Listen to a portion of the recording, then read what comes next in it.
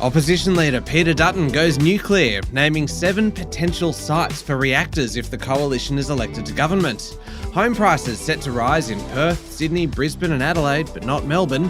And aircraft are landing at some large regional airports, even though air traffic control is closed. Welcome to Fear and Greed Daily Business News for people who make their own decisions. It is Thursday, the 20th of June, 2024. I'm Michael Thompson, and good morning, Sean Aylmer. Good morning, Michael.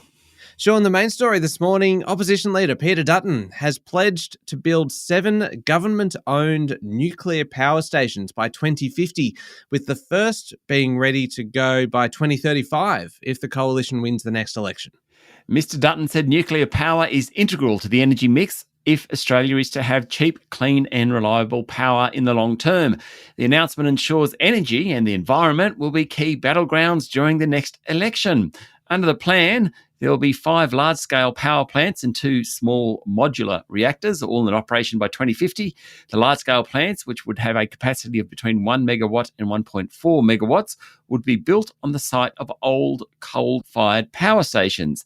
So one in Lithgow and in Hunter Valley in the New South Wales, Traralgon in Victoria, Mount Murchison and Tarong in Queensland. All sites are currently in coalition-held electorates. Small modular reactors are still actually a concept technology, but the plan is to build them at Port Augusta in South Australia and Collie in Western Australia. Mr. Dutton said they will be part of an energy mix with renewables and significant amounts of gas, particularly in the interim period.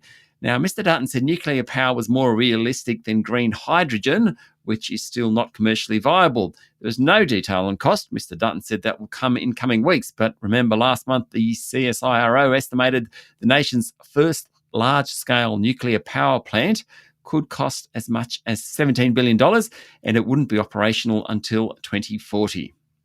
Sean, there is plenty in all of that. And I did note yesterday that after this announcement was made, that a lot of news websites ran stories on kind of where the 7 locations are going to be around the country. And almost without fail, they were the most clicked on stories that I could see yesterday, because it's just everyone was interested in where this was going to be. What was the immediate response, I suppose, in a political sense? Yeah, it's fair to say it's a courageous announcement, though apparently there wasn't any dissent within the party room. Prime Minister Anthony Albanese called it economic madness. Treasurer Jim Chalmers said nuclear takes longer, costs more and would waste Australia's unique combination of geological, geographical, geopolitical and meteorological advantages. None of the state governments directly affected came out in support. They're all Labor governments, mind you. The business community was mixed. The boss of Origin said it's good to have nuclear energy as part of the discussion, while the Minerals Council of Australia came out in support of the proposal. What it does do is demonstrate very different strategies for the 2 major parties. Both agree coal-fired power stations need to close, and actually both agree that gas is necessary for the transition to renewables. But one side's backing wind, solar, hydro and hydrogen. The other is backing nuclear, along with some of those other renewable energy types. So when you go to the poll, at least you know what you're voting for. I do think it is a very courageous thing it's great that is part of the debate. I think it's very courageous for Peter Dutton to come out and actually name sites, because when I saw those sites yesterday, one's Lithgow. Now, I drive through Lithgow regularly because my mum still lives in the central western New South Wales, out in Orange. I've been there twice in the last 2 weeks, and I thought, would I like to live in a town like Lithgow if there's a nuclear site there? Not so sure. It certainly was a very, very big day in terms of politics, Sean. Let's have a look now at local markets. How did they perform yesterday? The S&P ASX 200 closed down slightly, 0.1% to 7,770 points. Wasn't a huge amount of movement, though energy stocks did best, while industrials were the laggards. Among the large caps, Macquarie and the energy giants Woodside and Santos all rose more than 1%. The banks were mixed, while Goodman Group, REA and Aristocrat Leisure all underperformed. Uranium stocks, including Paladin Energy, Deep Yellow, Benjamin and Boss Energy, all rose following Peter Dutton's announcement. In corporate news, Downer EDI has been awarded a new contract by the NBN valued at $100 million. That helped it. Fletcher Building will divest 50% of its Fiji business to 2 local partners. Pharmaceutical developer Botanix has paused trading of its shares pending the outcome of the US Food and Drug Administration's review of the company's Sofdra product. That's SOFDRA. Basically, Sofdra is designed to treat excessive sweating. Shares in Helia Group tumbled 21%. after its bank, the Commonwealth Bank, flagged potential changes in the company's existing lender's mortgage insurance contract. It was the worst of the top 200. Bit of a sentimental moment yesterday, Michael. CSR, after 62 years on the ASX and more than 160 years as an Australian company, delisted from the bourse, having been bought by French group Saint-Gobain. But Guzman Gomez is set to launch on the ASX today, as is VanEck's Bitcoin exchange-traded fund. What happens when a company delists? I'm sure I've asked you this before, but I know that when a company floats, when a company lists for the first time, there's kind of a great celebration and kind of ringing bells and all that kind of thing. Is there any kind of celebration? I wonder. Kind of a gold watch or anything? Yeah, I wonder. I mean, you just turn the lights off on the way out, wouldn't you? Head office. Yeah, that's it. It feels a little bit sad, doesn't it? It does feel a bit sad. It's like the last episode of A Country Practice for me. Just, why did I say that, Michael? I don't know. I have no idea. You have been hanging around with me for too long that you have now just started to say the first thing that comes into your head. Think about that. You know, in my youth, the last episode of A Country Practice, which was a sort of a TV show, a drama that ran for years and years, I always just think it's just a really sad moment of my youth that I wouldn't be able to watch it anymore. End of an era, Sean. End of an era. That's it. All right. Well, we didn't really answer the question. I mean, surely there's something, but you know what? They'd have to have a party, wouldn't they? That's going to be my job today. I'm going to go and figure out what happens when a company delists. Anyway, international markets, what's happening? Well, Wall Street has a new king, officially. Ooh. The value of NVIDIA, the US-based chip maker that manufactures the brains for artificial intelligence, its value hit $3.4 trillion yesterday, more than Microsoft, more than Apple, and more than the combined value of the Australian superannuation sector. Now, quite a phenomenal story. NVIDIA debuted on the Nasdaq Stock Exchange in 1999. It made the S&P 500 3 years later. It actually took the place of disgraced oil trading company Enron. Oh. Since then, it has been the best performing stock of the S&P 500, bar none. It's up more than 10% in the past 5 days, 40% in the last month, 170% in the past year, and 591,078% since its IPO 25 years ago. Its place in history is now assured, although its place atop Wall Street certainly isn't. 3 times in its life, NVIDIA's share price has, on an annual basis, halved. But for the time being, while customers keep spending billions on AI, NVIDIA will reign. There you go. The surge in NVIDIA has been the main reason the S&P 500 has performed so well this year. Yesterday, it reached its 31st record in 2024. Moving away from equities and commodity markets, oil jumped nearly 2% yesterday to its highest closing price in 7 weeks. That's why Woodside and Santos did well on the local market yesterday. Gold's flat and the Aussie dollar is up, creeping ever so slowly towards 67 US cents. Sean, I think that NVIDIA story is remarkable. I know that you probably think that story is remarkable. You know who I suspect will not think it's remarkable? Our man, Adam Lang. That's right. Our judge in our weekend edition. Well, I mean, you and I, over various weeks, have used various kind of iterations of the NVIDIA story as the most remarkable story of the week. And the weekend edition is a very competitive thing where we are competing to see who has the most remarkable stories, all that kind of thing. And Adam just keeps on saying, no, it's not remarkable. It's not remarkable. But this is objectively remarkable. Do you know what we could do? We could just both say, yeah, we agree that's the most remarkable story. And he gets absolutely no choice. Oh, I love this idea. We could have some fun with this. Okay, all right. Look, tune in this weekend to the weekend edition and see what happens. It is always a bit of fun. There's a lot of theatre, a lot of melodrama, and really anything can happen, which is an enticing prospect for a business podcast. All right, we'll be back in a moment with the rest of the day's business news.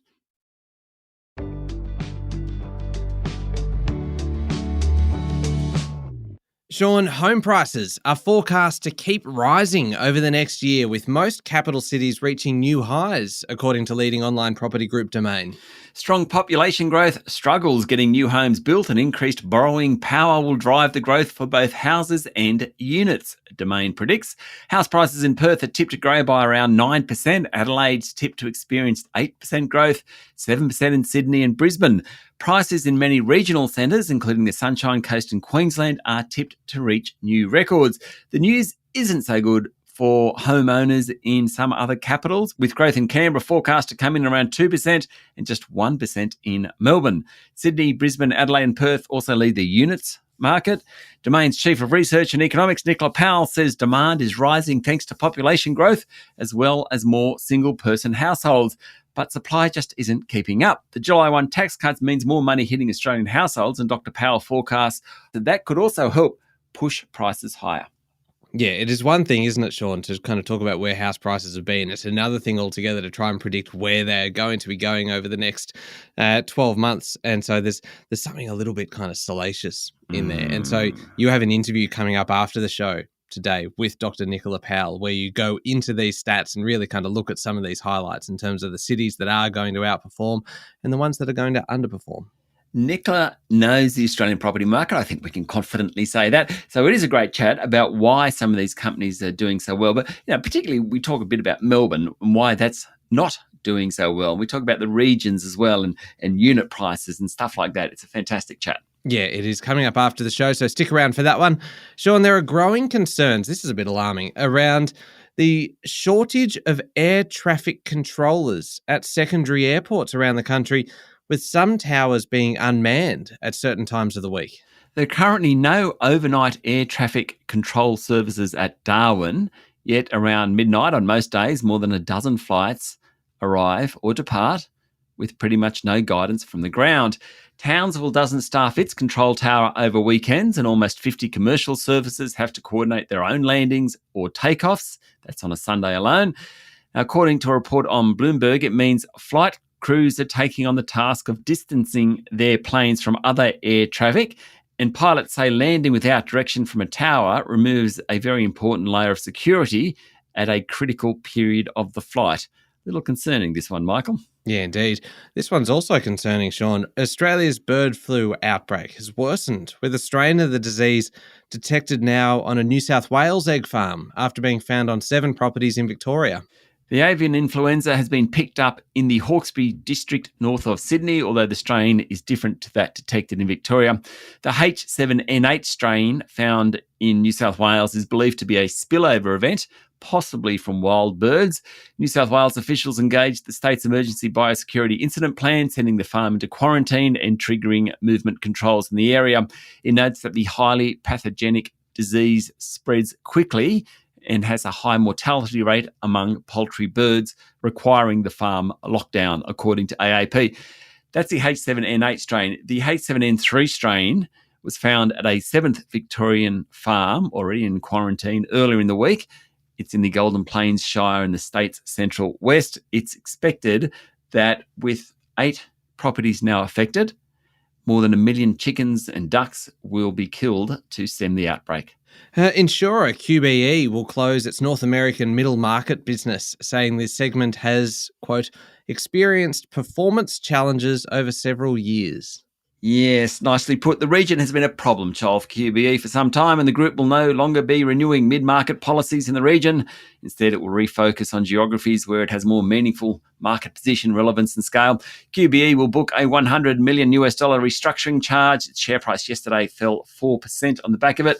QBE operates in Australia, Europe, North America and Asia. It did say premiums are still growing, and catastrophe payouts for the full year to the end of August are likely to come in below expectations. Also, its investment returns had improved. Still, there was a sell-off in the stock. And Sean, a French-backed renewables developer will proceed with the second stage of a mega $4 billion wind farm in Victoria, the biggest in the country, even though there's an absence of signed-up customers. TAG Energy has signed a financing deal with the government's Green Bank and a range of domestic and overseas commercial lenders for the more than $1.8 billion second stage of the 1.33 gigawatt Golden Plains project near Geelong. Now, according to the Fin Review, the commitment to build the 577 megawatt expansion comes after Origin last week said it will keep ownership of wind and solar farms to a minimum. Now, AGL Energy also came out and described the investment case for new wind generation as tricky, but TAG Energy is confident that energy prices, and particularly those going to wind farms, will rise to underpin new projects.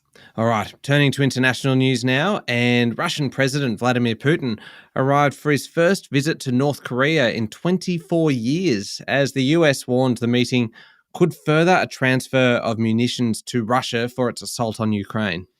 Mr. Kim personally greeted and hugged Mr. Putin after he touched down early yesterday morning. They then drove away in Mr. Putin's limousine, and the Russian's portrait was seen on almost every second lamppost along the street that they drove along. Mr. Putin's trip comes after Mr. Kim travelled to Russia in September. The two were scheduled to hold bilateral talks, including one-on-one, and the two sides will sign agreements including on security and economic cooperation. Finally, Sean, I'd love to hear what you think of this one. McDonald's will no longer use artificial intelligence services at its drive-thrus after customers' orders were wildly misinterpreted. So the fast food chain has been trialling the voice recognition software since 2019, but there's just been some pretty bad errors of the technology failing to record orders correctly. Now, this comes from a report in the Telegraph of London. One person was given a bacon-topped ice cream, while system malfunctions caused hundreds of dollars worth of nuggets to be automatically added to an order. Now, there's been a bunch of videos on Instagram, TikTok, showing they're basically mocking McDonald's. In one of them, a woman attempts to order caramel ice cream, but instead gets multiple portions of butter on her bill. McDonald's has told franchises that the technology will be removed from the more than 100 restaurants by the end of July. What have you ordered that would end up in you getting a bacon-topped ice cream? I just can't even figure out how the AI system would have misinterpreted it. And how, surely a person is putting the bacon on the ice cream. Yeah, but to be fair, people do order some weird stuff. Yeah, that's true.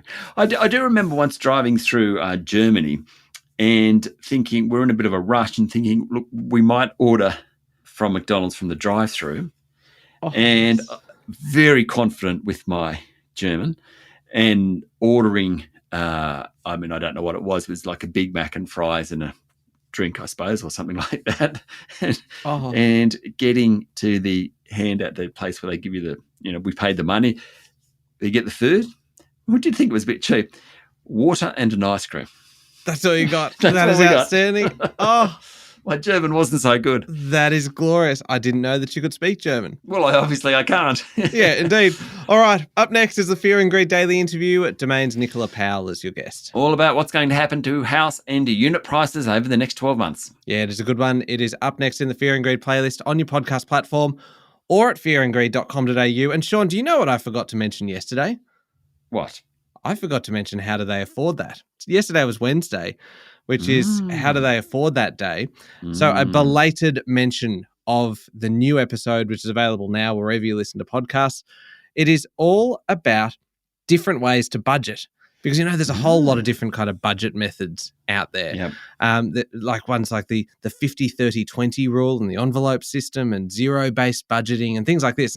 And all of which you can apply to your household. Canna Campbell, who co-hosts the podcast, does not consider them to all be equal and is very, very, very angry about a couple of them. So it's worth listening just for that. Right. Well, she's straightforward, Canna. Oh, yeah. She actually says what she thinks. That's good. Yeah. You want a financial planner who does that. And so that's why I think it's just very interesting to hear this. Yes. And she's very, very critical of some of these methods. So tune in just for that. I'll put a link in today's show notes. Thank you, Sean. Thank you, Michael. It is Thursday, the 20th of June, 2024. Make sure you're following the podcast and join us online on LinkedIn, Instagram, X, TikTok, and Facebook. I'm Michael Thompson, and that was Fear and Greed. Have a great day.